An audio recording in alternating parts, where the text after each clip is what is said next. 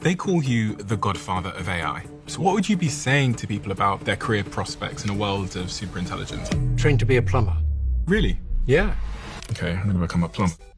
Why do they call you the godfather of AI? Because there weren't many people who believed that we could model AI on the brain so that it learned to do complicated things, like recognize objects and images or even do reasoning. And I pushed that approach for 50 years. And then Google acquired that technology. And I worked there for 10 years on something that's now used all the time in AI. And then you left. Yeah. Why? So that I could talk freely at a conference. What did you want to talk about freely?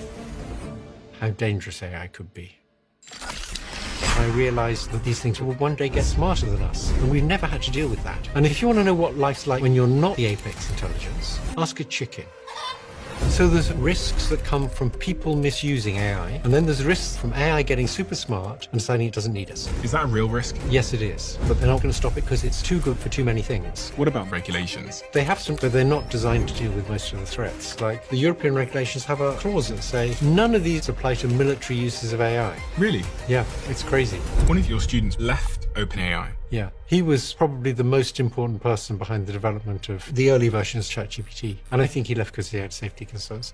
We should recognize that this stuff is an existential threat. And we have to face the possibility that unless we do something soon, we're near the end.